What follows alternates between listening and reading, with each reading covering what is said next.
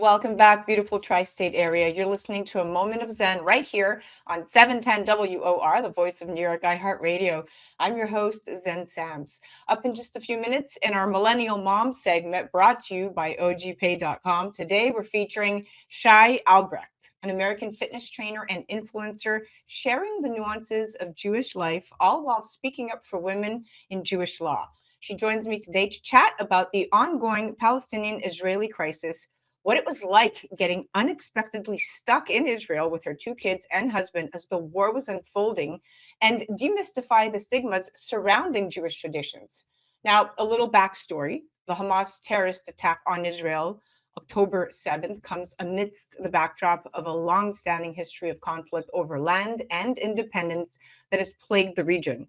The Balfour Declaration, issued by the British government in 1917, announced Britain's promise for a national home for the Jewish people in Palestine, which then under the rule of the Ottoman Empire.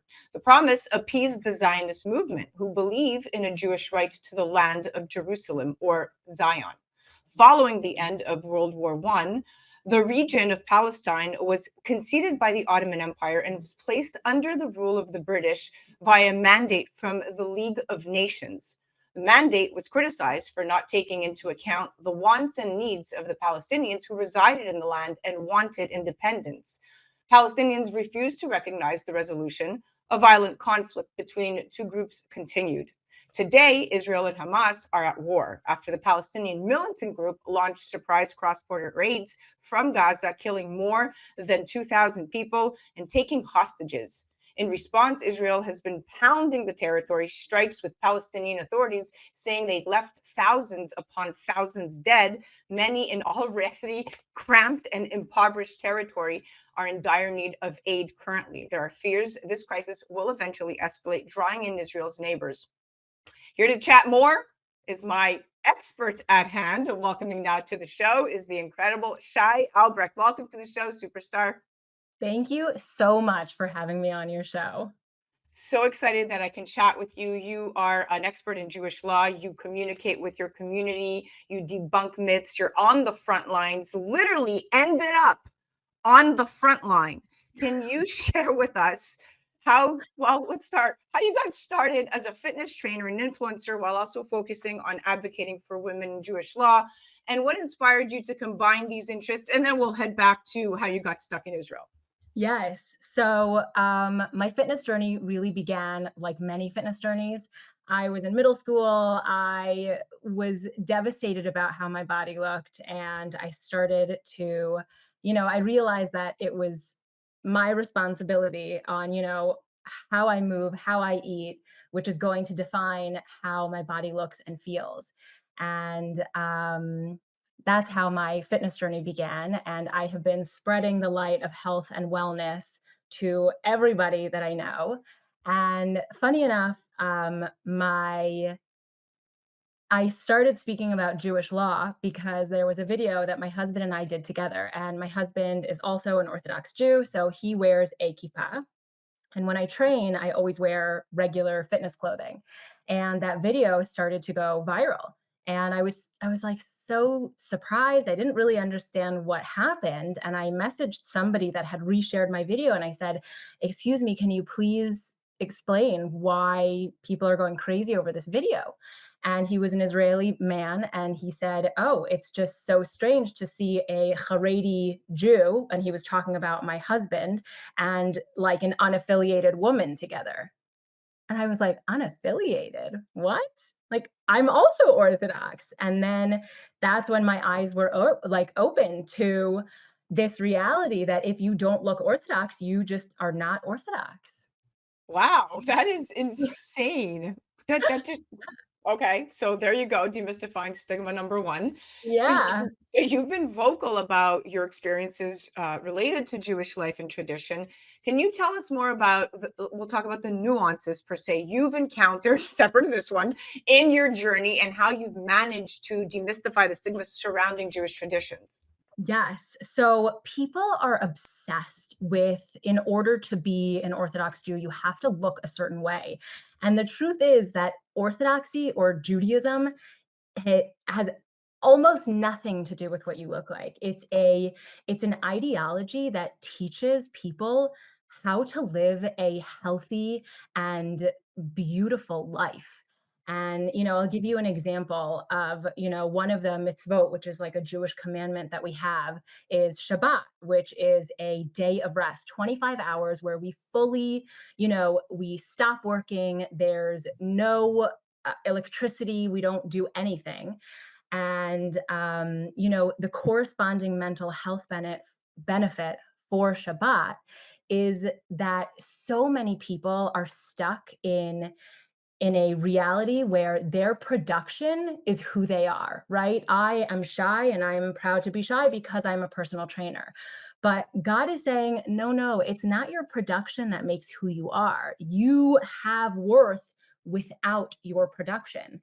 And that is the mental health purpose of Shabbat. Like, stop doing everything that you think matters and you think is who you are, and realize that your worth is just you being alive, being here. And so that is the message I'm trying to convey, that it's not what I wear. That's the least of, Judaism's, hopes for the Jewish people. Yeah, it's definitely not what you wear. Okay, cut to for 2023, and now we have this incursion against Israel by terrorist group Hamas. We know that at least 1,600 people have died and 3,600 others have been injured after the militant group Hamas launched an incursion on October 7th. So Hamas fired thousands of rockets towards Israel, and an estimated 1,000 fighters crossed into the country from the neighboring Gaza Strip. And of course, Israeli officials, as we know now, have said that in that original moment, at least 200 civilians and soldiers had been taken hostage, approximately. We have Israeli forces now that have responded, declaring, of course, a state of war. And you, my dear, decided to go and take a trip, unbeknownst to you that this was going to happen. You packed up, you left America with your kids and husband, and landed in Israel. Could you describe your experience of being unexpectedly stuck with your two kids as the war was unfolding, and what emotions and challenges did you face during that period? Well, let's start with how beyond excited I was to go to Israel. I have not been in Israel since my husband and I got engaged. I haven't been there in 13 years. I was physically giddy, okay? It was like an adult child in a candy store. I was telling everybody I met that I was going to Israel. My children were going to see Israel for the first time. It was honestly a magical experience and moment. And we got to Israel before the holiday. We were in Jerusalem. We then went down south and saw the south and the beauty that's there. We then came back to Jerusalem. And on October 7th, that morning, we woke up to a sound we have never, ever heard before. And, I'm probably going to get emotional talking about what's going on, but we woke up and we were listening out. We were so confused. We were like, this is not a fire alarm. But I'm from America. What alarm is this? And my son runs into our room and he says, it's a fire alarm. Everyone's in the stairwell. Come, come. So we jump out of bed and immediately it clicks. And we're like, this is not a fire alarm. And we run into the stairwell and we have 2 out of 3 of our children. And we didn't know where the third child was. I wasn't sure if she was, with my parents or had gone somewhere else. And there was like moments that we were in the stairwell holding our children and just freaking out about where our other child was. And this is how our trip ended, slash the second half of our trip started. Yeah. Wow. So what less I mean, a lot happened, a lot of emotions to process there. But what lessons did you learn from your time in Israel during the crisis, and how did it shape your perspective on the current Palestinian-Israeli conflict? So what I learned is that there are real people there, real people like you and me, and they have children. I have a cousin that lives there and she has 4 children.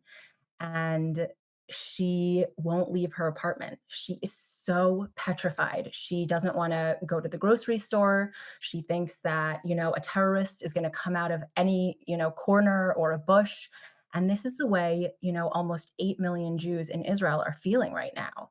And it was just so eye opening to feel that same feeling. We only hear about it, in news and in radio shows, and it's something that it's palpable when you're there. You taste, everyone's fear. You are shaking when you hear the siren. The terror that the terrorists have done is so much more than physical. It's psychological for every single Jewish Israeli and Jew around the world. It's unbelievable. They definitely instilled fear. That they did effectively. My 8-year-old daughter said to me, "Mom, how would they find me if they don't how would they know I'm Jewish?" And she's like talking about the terrorists. And I said, "I guess they wouldn't know other than your name." And she goes, "Can I have your name?" And my heart broke. And I was like, "No." I was like, "You can't. Your last name is Feinstein, and you're going to stand proud behind your last name." And she was like, "But am I safe?" And I was like, "No one's really safe, but we're going to do our best to keep you safe in this world." I said, "Whether your last name is Feinstein or Smith or Jane or Doe, this is the world we live in today." So I said, "You stand proud behind your name." But you're right. It happened. They did it very effectively and very quickly, and it was a ripple effect. But we can only stand strong. Now, um, can you share some of the, I guess, key messages or insights you've shared regarding the Palestinian Israeli conflict and how these discussions have impacted your audience and followers and how you're handling that conversation? Yeah. One of the most prevailing Jewish, ideology is that human life matters. Every single human life matters. One of the first mitzvot, which is like commandments that we have, is pru uravu, which is, be fruitful and multiply. Judaism is all about living and life and the value of life. And um,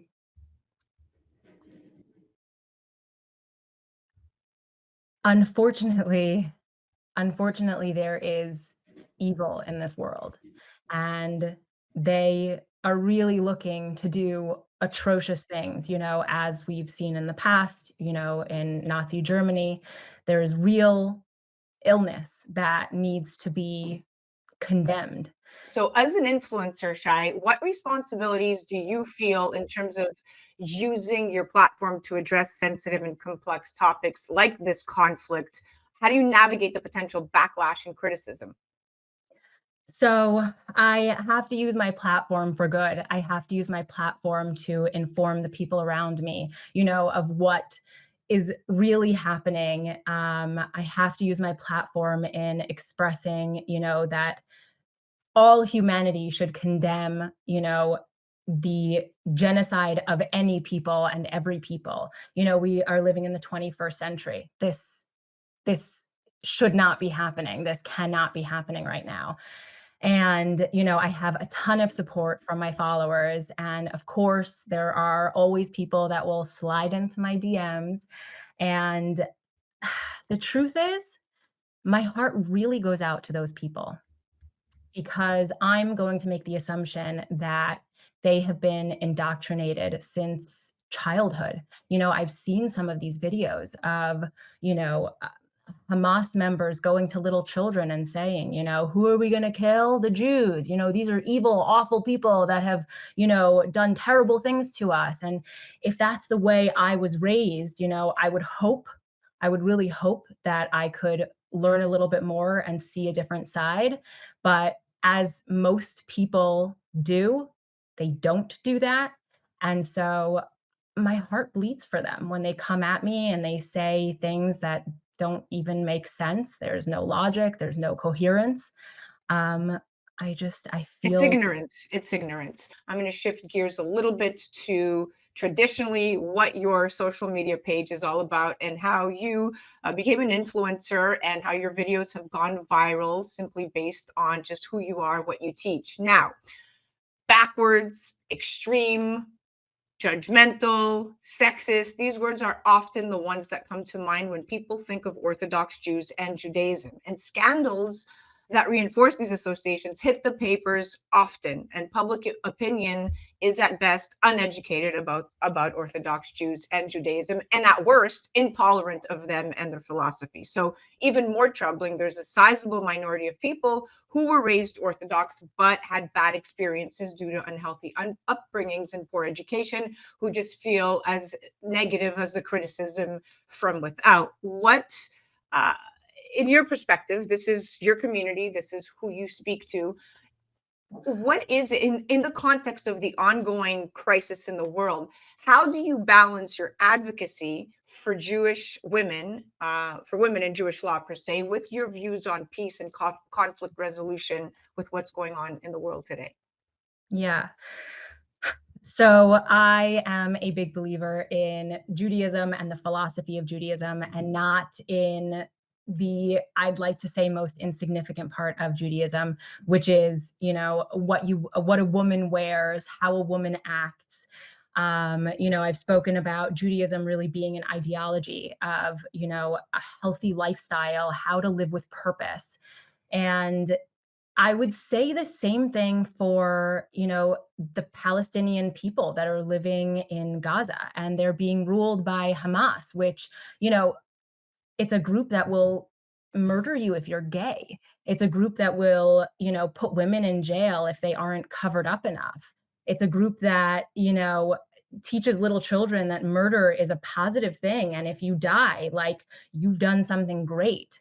And I think that's how, these two just connect well. You do a good job at drawing the two parallels, because at the same time, if you look at it, bird's eye view, we're all asking for the same thing: just peace, love, integrity, having a place that everyone could belong and coexist amicably. But unfortunately, it's the women and the children at the front lines as casualty, and the real victims are the children here on both sides, because Palestine is 50% children. And so, yeah, this is clear as day that Hamas set out to do damage, to incite fear, terror, with their barbaric, uh, just intolerable acts, and a good population of the world fell for it. It's mind-boggling to see. Now, um, what projects, we're going to shift to positivity now. What projects or initiatives, I know you're always involved in something amazing in your community, are you involved in, or you're planning to tackle the challenges and misconceptions surrounding Jewish tradition? How are you going to continue your movement? So right now, one of the projects, right when everything happened, I got an inflow of messages that were just saying, "What can I do to help? What can I do to help?" And I knew that my community needed and wanted to help so badly. So the first thing that my husband and I did is we made a GoFundMe, and I've held the money, and I wanted to make sure that we do the right thing with this money, every single penny.